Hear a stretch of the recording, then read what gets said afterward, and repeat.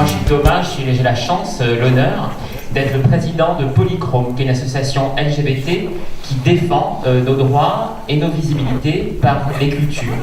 Entre autres, on a un atelier de théâtre, on a une chorale, on a un festival de cinéma. Alors on vit à Nice la plupart du temps, mais on aime bien prendre la route et on vient une fois par an pendant le festival à Marseille. On a organisé 6 The Festival qui aura lieu du 20 au 23 octobre. Et on remercie les variétés de nous accepter ici, de nous inviter si gentiment. Et puis dans l'année, on vient aussi s'associer de temps en temps à des soirées comme celle-ci.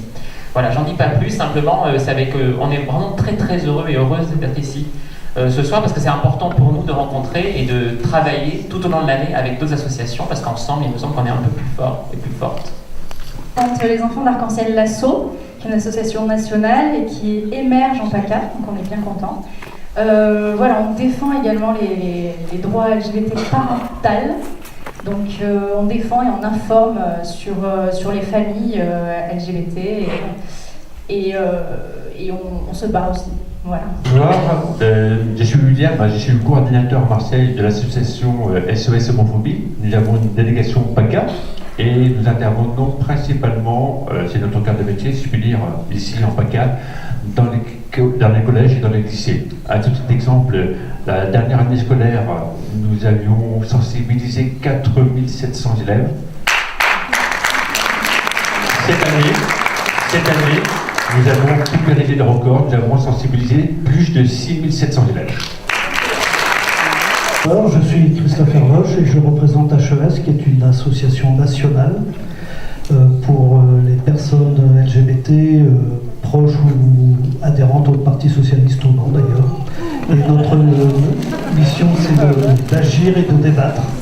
Et le film, justement, que l'on va voir ce soir, relate bien sûr tout ce qui s'est passé d'une manière assez difficile pour nous autres. Et on est heureux également d'être partenaire et d'avoir pu effectivement voir les avancées au cours des 30 dernières années, du Pax jusqu'au mariage pour tous.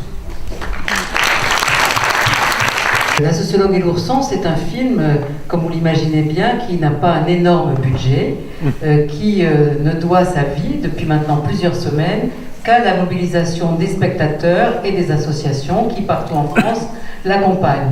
Donc je voudrais d'abord saluer la distributrice du film, Violaine Archamp, qui est dans la salle.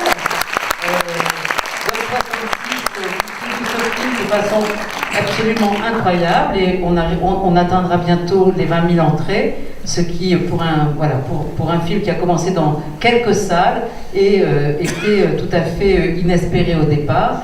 Donc les deux réalisateurs, Étienne Chailloux, Mathias Théry, sont dans d'autres villes de France en train ce soir même d'accompagner le film. C'est pour ça qu'ils ne peuvent pas être là, mais je vous transmets leurs amitiés et un petit message aussi de leur part. Vous allez donc voir, on va parler du film après, donc je ne dirai rien avant, simplement ceci. Vous allez voir un film, comme vous l'avez peut-être entendu dire, où il y a à la fois du documentaire classique, on peut dire, des images qui ont été enregistrées entre septembre 2012 et mai 2013, l'année donc de la mobilisation pour le mariage pour tous, et puis de l'opposition pour certains. Et puis, donc il y a une partie documentaire assez classique, et puis il y a des marionnettes. Donc ce que je voulais simplement que vous sachiez, et c'est en général ce que disent les réalisateurs, c'est que le son du film est entièrement documentaire. C'est-à-dire que ça soit des marionnettes qui parlent, ou des personnes réelles évidemment, mais que ça, même quand c'est des marionnettes, ce qu'elles disent a été enregistré. C'est quoi la suite en fait? Voilà, la suite, vous le savez très bien. Hein. La suite, donc déjà peut-être sur cette année-là, on va en reparler, mais c'est vrai que moi, ça me fait toujours quelque chose de réentendre ces deux garçons lyonnais, ces deux garçons, ils sont grands, qui ont mon âge et qui disent que cette année-là était la pire de leur vie, quoi. Comment c'est possible que ce pays, qui avait annoncé qu'il allait légaliser le mariage pour tous, et ce soit pas mieux débrouillé, que ça finisse par être une année... alors on savait qu'elle allait conduire à une victoire. De ce point de vue-là, on ne savait pas jusqu'où elle irait, cette victoire. On a espéré à un moment, justement, qu'il y ait plus dans la loi. que ce qui n'était le cas. Mais comment ça se fait qu'on a laissé, ça on pourra en discuter ensemble, qu'est-ce que vous en pensez, qu'est-ce que ça vous fait réfléchir, comment ça se fait que ça a été une année si difficile, où on a eu l'impression que c'était les opposants qui représentaient le peuple français, alors que, je le rappelle, à tout moment, ils ont été minoritaires. Les sondages n'ont jamais varié. Même en janvier 2013, au moment de la grande manifestation, il y avait 65% des Français qui étaient pour le mariage pour tous. Il y avait plus de discussions sur la filiation, c'est vrai. Enfin, voilà. Et donc, c'est vrai que le film à la fois ravive des blessures qui sont encore présentes, je pense. C'est difficile quelquefois à voir. Et puis j'espère qu'il est aussi, par la façon dont il prend parti, dont il pose un regard justement qui est du côté de ceux qui ont voulu ce mariage et comme on le voit à travers moi, du côté de ceux qui ont été heureux de participer au premier mariage. Voilà, c'est un peu une revanche, enfin si on peut dire ça, ça pense un petit peu, je l'espère, ces plaies qui sont encore si vives. À voir, c'est par rapport à la réalisation du film. J'ai entendu à plusieurs reprises que le film s'était fait, en tout cas dans cette forme-là, sans que vous le sachiez, et que vous avez su à l'issue en fait du tournage qu'il prenait cette forme-là.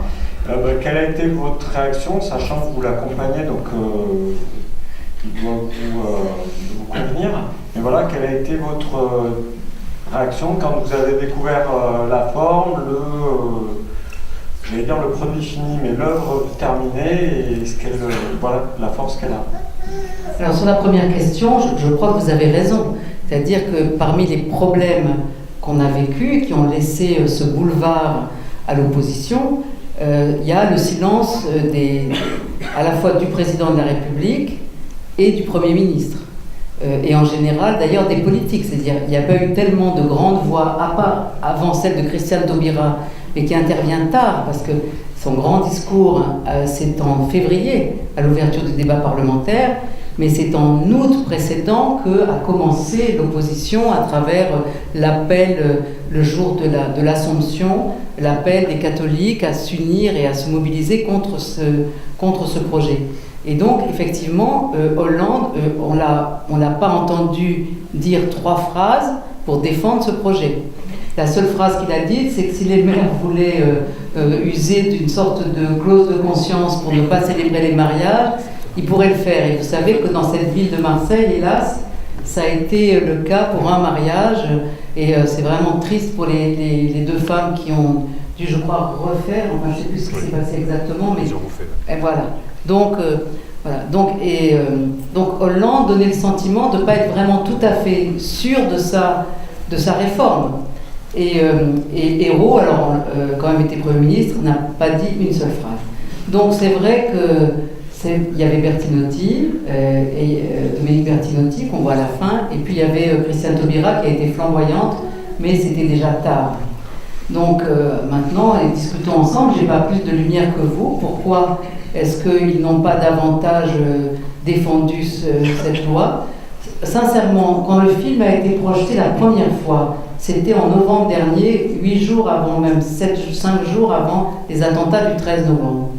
On l'a projeté au Forum des images à Paris, et aux surprises, on nous appelle à 18h en disant le président de la République va venir. Ah bon ?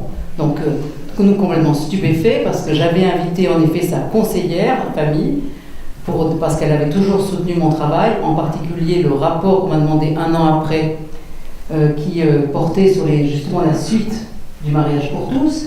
Et donc ça répond un peu à la question. Dans ce rapport, on proposait l'ouverture de la PMA pour les couples de femmes et des droits pour les enfants nés de GPA à l'étranger. Et ce rapport avait été censuré, et même par Dominique Bertinotti. C'est compliqué, hein, alors qu'elle était pour, elle ne voulait pas se risquer quelque chose. Et donc la conseillère de Hollande avait soutenu, et le rapport a pu être rendu public grâce à l'Élysée. Donc je l'avais invité, mais je ne m'attendais pas à ce que Hollande vienne. Donc il arrive, bon, alors c'était blindé de monde, de gens qui n'étaient pas venus du tout pour lui, il ne savait pas. Bon, il a été très bien accueilli, parce que les gens ont le sentiment qu'il venait, finalement parce qu'il assumait. On avait l'impression que c'est le premier geste qu'il faisait, public, où il assumait cette loi. Ben, mon sentiment, j'étais assise à côté de lui, un peu gênée au début, je dois vous dire, que quand on commence à voir le guignol, je lui ai dit ne vous inquiétez pas, monsieur le président. Bon. Parce que je me suis dit, ils n'ont même pas vu le film avant, puisqu'on n'avait pas imaginé de l'inviter, donc on n'avait pas proposé aux conseillers de le voir. Donc je me suis dit, s'il croit qu'il est tombé dans un piège. Bon. Et j'ai eu le sentiment, et je ne suis pas la seule, qu'il a réalisé le bonheur que cette loi avait fait. Parce qu'il y avait énormément de gens qui étaient dans la salle. Sur l'autre question qui me concerne, alors, effectivement, l'accord que j'ai passé avec Étienne et Mathias, c'était qu'ils me suivent toute cette année-là, parce que sans me douter du tout de ce qui allait se passer, j'imaginais pas la manif pour tous, j'imaginais pas que j'allais voir défiler dans les rues de Paris des manifs qui n'avaient rien à envier aux manifestations chinoises au plus beau temps de Mao Tse-tung, avec tout le monde qui agite le même drapeau en cadence. C'était inimaginable tout ça. Donc, mais je voulais pas qu'il fasse un film sur moi. Et mon mari encore moins, vous avez remarqué. Et donc il voulait encore moins. Et donc quand j'avais dit, vous m'accompagnez, mais vous regardez avec moi. C'est ça l'accord. Pas sur moi, mais avec moi, parce que je vais pouvoir vous emmener dans des endroits. Je n'imaginais même pas que j'irais à l'Élysée non plus, mais j'imaginais que je pourrais quand même leur ouvrir des portes. Et j'avais pas du tout la même idée du film que, comme on le dit dans le film, d'ailleurs il le rappelle. Moi je pensais qu'il fallait faire un film sur les familles homoparentales. Parce que je me disais, les gens qui sont contre, en fait, ils ne les connaissent pas, ces familles, ou ils croient qu'il n'y en a pas dans leur famille. Bon, et donc je me disais, c'est ça qu'il faut faire, c'est ce que je leur disais. Et eux, ils ont eu très vite une autre idée, qu'ils ne m'ont pas trop expliquée, mais quand même, ils ne m'ont pas totalement trompé. Ils m'ont dit qu'ils allaient enregistrer de temps en temps nos conversations. Mais moi, je pensais qu'ils les enregistraient pour travailler, pour avoir du matos, si on peut dire, pour eux. J'ai jamais imaginé qu'ils allaient garder le moment où j'avoue que quand on garde nos petites filles, au lieu de faire du bio, on leur donne du poisson pané avec des maminovo au chocolat, c'est-à-dire ce qui montre qu'on est des grands-parents vraiment indignes. Et donc, toutes ces choses ont été gardées. Voilà. Et donc, j'ai appris tout ça à la fin. Les marionnettes, j'en avais pas entendu parler. Comme l'année qui a suivi le vote, moi j'ai eu un rapport à faire. Je travaillais du matin au soir tout le temps, j'avais pas le temps de penser à leur film. Je pensais qu'ils le montaient, qu'ils avaient des milliers d'heures, voilà. Et donc j'ai découvert tout ça à la fin. On m'a dit qu'il y avait des marionnettes, j'ai été effondrée. Je me suis dit, bon, voilà des années que j'essaye d'expliquer mon sujet de la noblesse intellectuelle, et on va maintenant me mettre en marionnette, ça va être complet. Bon, et puis j'ai vu le film, et dès que j'ai vu le film, donc, qui était un tout petit peu différent, à peine il y a eu quelques scènes qui ont été coupées pour des questions de rythme, j'ai tout de suite trouvé que ce film, y compris dans son côté simple, était un vrai hommage à ce que j'essaye de faire. C'est-à-dire quelquefois, c'est le plus dur, c'est d'arriver à dire une chose simple, par exemple, toute simple, par exemple, s'il y a un mariage pour tous aujourd'hui, c'est parce que le mariage a déjà changé, parce qu'il y a toute une histoire, etc. Donc ne mettez pas à part les couples homosexuels, les familles homoparentales. Ces couples, ces familles révèlent des changements qui nous concernent tous, quelle que soit notre orientation sexuelle. Et cette idée, c'était difficile à dire pendant la mariage pour tous. J'avais l'impression, à l'époque, d'être très isolée. D'ailleurs, on voit des moments où j'ai plus le moral du tout. Il faut des petits coups de côte du Ventoux pour me remettre. Et donc, voilà. Et donc, en fait, ils ne m'ont rien dit. Ils ont pensé qu'ils voulaient faire leur film. Et en plus, quand c'est le fils, on peut le comprendre. Ils m'avaient écouté, ils avaient manifestement été convaincus par mon travail de sociologue. Il y avait une chose, c'est que le film, c'était pas moi. Le film, c'était le leur. Et donc, ils ne voulaient pas avoir à discuter avec moi quoi que ce soit, surtout que je leur ai dit, mais moi, j'ai jamais influencé le film. Ils m'ont dit, pas du tout, on a des preuves. Et effectivement, cette conversation dans la voiture a eu lieu, et je dois donc reconnaître que j'ai essayé vraiment de les influencer à un moment. Voilà. Moi, j'avais une question qui avait trait à l'homophobie. Au début du film, vous dites quelque chose que j'ai trouvé très étonnant. Vous dites la France n'est pas homophobe, bon, je veux bien, et vous dites les moins de 50 ans ne sont pas homophobes, donc l'homophobie serait une histoire de vieux. Est-ce que, à l'issue, parce que ça c'était au début que vous le dites, à la fin, est-ce que vous mainteniez cette opinion avec tout ce déferlement d'homophobie qu'on a connu? Bon, alors je sais bien qu'ils aient gardé ça parce qu'effectivement, je ne suis pas sûre que je me souviendrai maintenant de l'avoir pensé et même d'avoir préparé tout à fait. On voit bien que je suis en train de préparer à l'avance les choses que je vais dire à une émission à la télé. Bon, pourquoi est-ce que je dis ça? Pourquoi à l'époque je pense que la France n'est pas homophobe? Ce que je veux dire, c'est qu'il n'y a pas de raison de penser que les Français sont plus homophobes que les Espagnols. Ou que les Portugais, ou que les Anglais. C'est ça que j'essaye de dire. Que c'est pas que donc en disant cela, j'essaye en fait d'enlever une prétendue légitimité à la manif pour tous, qui se présente encore une fois comme les Français. Il ne faut jamais oublier ça. On avait du mal à mobiliser. Bon, vous avez mobilisé à Marseille. Moi, j'ai été aux 2 grandes manifestations à Paris, mais on n'arrivait pas à faire autant de monde qu'eux. Hein. Bon, ils arrivaient à faire des choses beaucoup plus ridicules, ça c'est vrai. Hein. Bon, heureusement, il y a le baiser de Marseille quand même, qui a porté beaucoup de monde pendant longtemps, c'était magnifique. Mais donc, dire la France n'est pas homophobe, c'était dire le problème n'est pas, disons, dans le peuple français, il est d'abord chez les politiques. J'avais l'impression que s'il y avait ces grandes manifestations, c'était un signe d'un problème des politiques plus que d'un problème des Français. Alors, sur quoi je m'appuie? Tout simplement sur les sondages. On peut penser ce qu'on veut les sondages, mais enfin, il y en avait plein, ils allaient toujours dans le même sens, toujours dans le même sens. Il y avait un problème plus important sur l'adoption, encore plus sur la PMA, mais il n'y en avait aucun sur le mariage, et même sur l'adoption, c'était quand même majoritaire.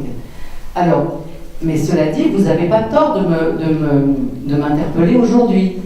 Le film, là, on est en octobre ou novembre. En octobre ou novembre, on a déjà des premières manifestations, mais on n'imagine pas ce qu'on va vivre.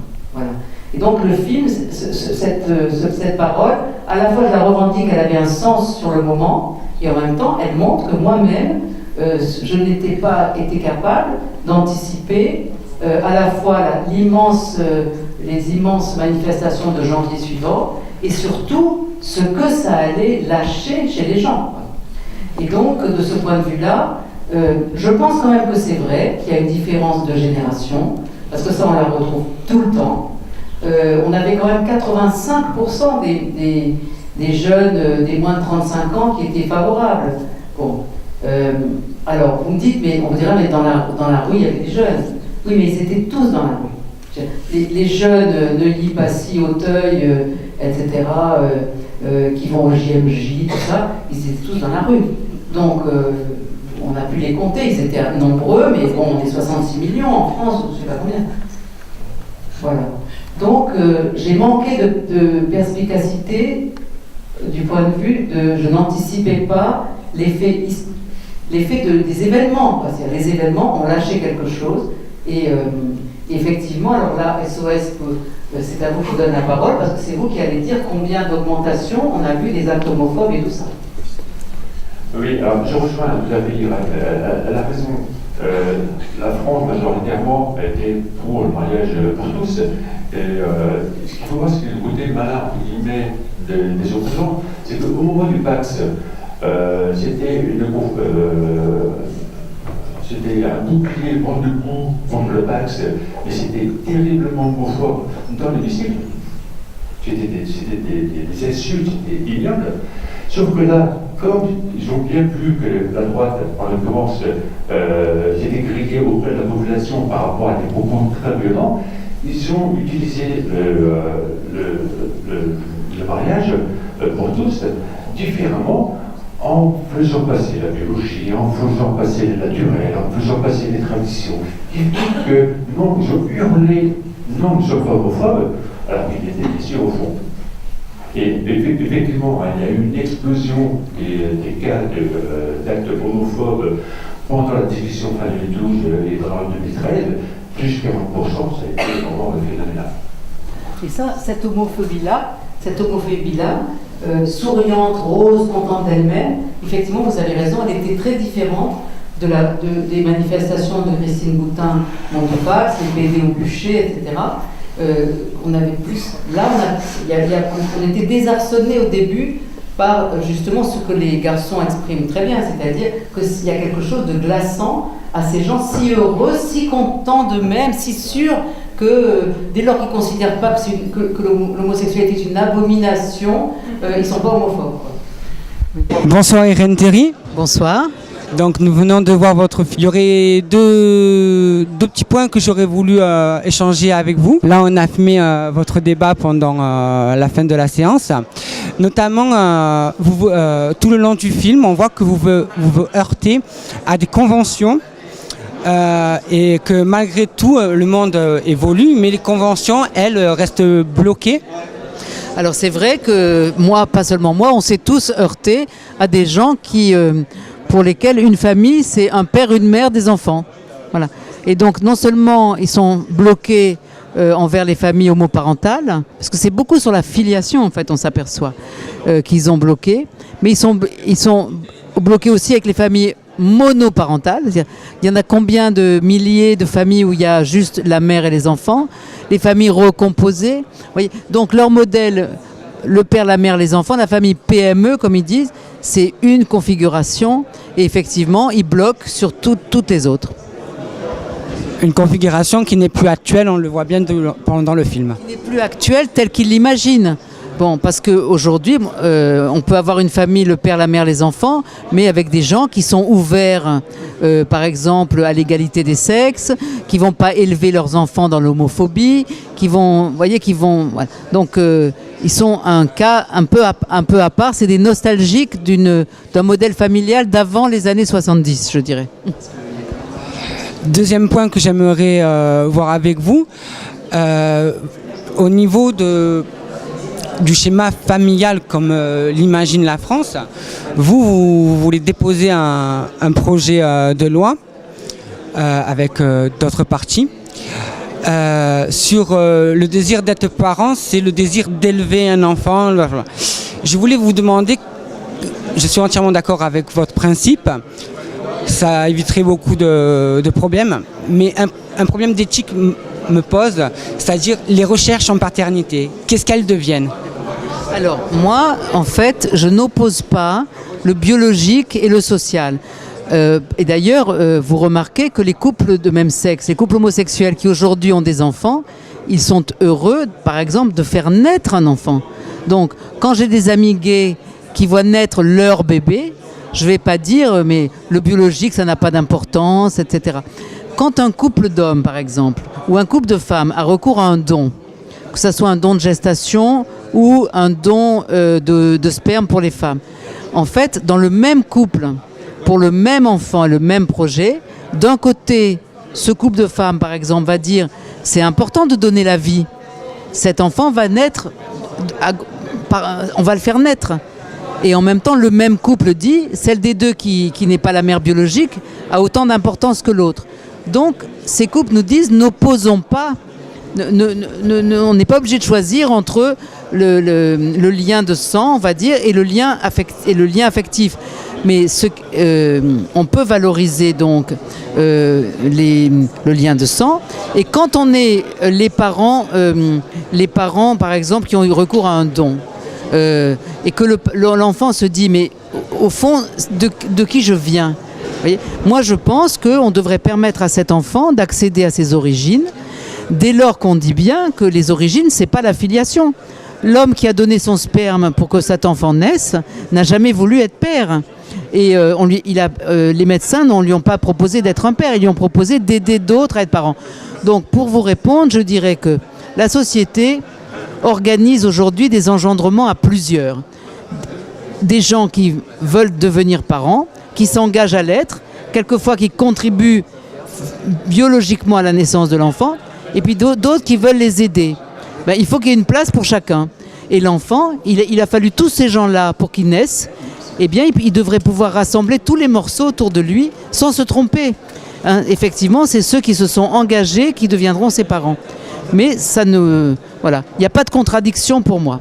Une dernière question et puis ça sera fini.